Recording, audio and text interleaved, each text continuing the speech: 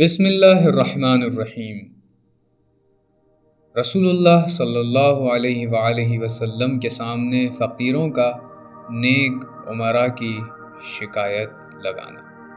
کتاب رسول اللہ صلی اللہ علیہ وآلہ وسلم کے معتبر واقعات، مؤلف سید محمد حسن رضوی۔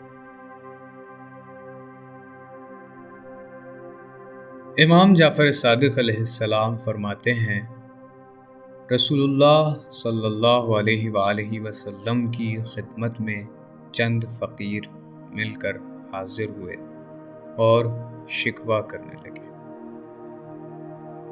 اے رسول اللہ، ان امیروں کے پاس مالی وسائل مہیا ہیں جن سے وہ غلام آزاد کرتے ہیں، جبکہ ہم فقیروں کے پاس ایسا کچھ بھی نہیں ہے۔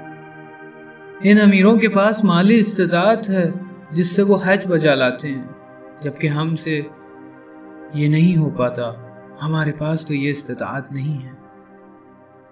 ان کو یہ قدرت حاصل ہے کہ وہ صدقات دیں، جبکہ ہم ایسا نہیں کر سکتے۔ ان کے پاس اموال ہیں جن سے یہ راہ الہی میں جہاد کرتے ہیں، جبکہ ہمارے پاس یہ وسائل مہیا ہی نہیں ہیں۔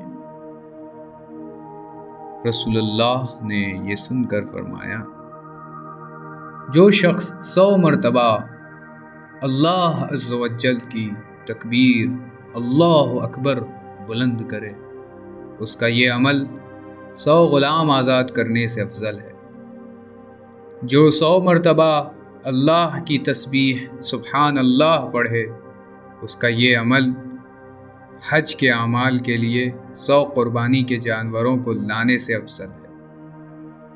اور جو شخص 100 مرتبہ اللہ کی حمد الحمدللہ بجا لائے، اس کا یہ عمل راہ الہی میں لگام اور پلان سمیت ایسے 100 گھوڑے دینے سے افضل ہے جن پر سوار ہوا جا سکتا ہے۔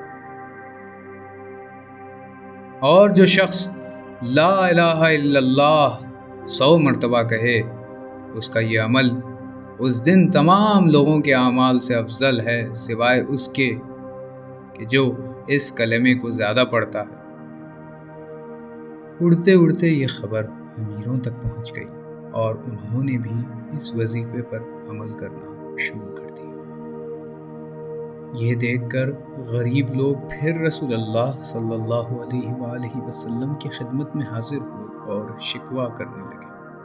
یا رسول اللہ، آپ نے جو بیان فرمایا تھا وہ بات تو امیروں کو بھی پتہ لگ گئی، اور انہوں نے اس پر عمل کرنا بھی شروع کر دیا۔ کیا ہوگا بتائیے۔ رسول اللہ نے یہ سن کر اس آیت کریمہ کی تلاوت فرمائی، وہ تو اللہ کا فضل ہے جسے وہ اپنی مشیت کے مطابق عنایت کرے۔ سورہ جمعہ آیت نمبر 4۔ سبق آموز نکات۔ پہلا نکتہ، دین اسلام میں امیر فقیر کے معیار پر فضیلت قرار نہیں دی گئی، بلکہ فضیلت کا معیار علم و عمل و تقوی ہے۔ لہٰذا اگر امیر عمل کرے تو وہ بھی وہی اجر کمائے گا جو فقیر عمل کر کے اجر کماتا ہے۔ دوسرا نکتہ، امیر فقیر کی تقسیم اللہ تعالیٰ کی مشیت کے مطابق ہے، جس میں انسان کو اختیار حاصل نہیں ہے۔ اللہ تعالیٰ نے بعض لوگوں کو امارت سے اور بعض کو غربت و فقر سے آزمایا ہے۔ اس کی حکمت معاشروں کو وجود دینا اور مختلف انسانی شعبہ جات کا چلانا ہے۔ تیسرا نکتہ، امیر اپنے مال سے جو نیکیاں کماتے ہیں، فقیر اس کی خواہش اور نیت رکھ کر کما سکتے ہیں۔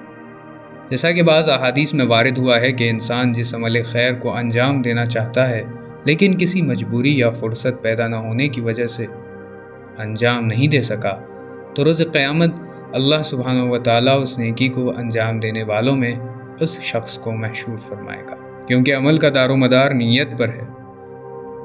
اور رسول اللہ صلی اللہ علیہ وآلہ وسلم نے مزید فضل کرتے ہوئے انہیں اذکار کے اسرار میں سے ایک راز بتایا جس سے وہ مالی مدد کے اجر و ثواب سے افضل اور برتر اجر حاصل کر سکتے ہیں۔ لیکن یہ بات امیروں کو بھی پہنچ گئی اور انہوں نے اس عمل کو شروع کیا۔ تو یہ اللہ تعالیٰ کا ان پر فضل ہے کہ مال اور اذکار ہر دو طرف سے وہ قرب الہی حاصل کریں۔ چوتھا نکتہ،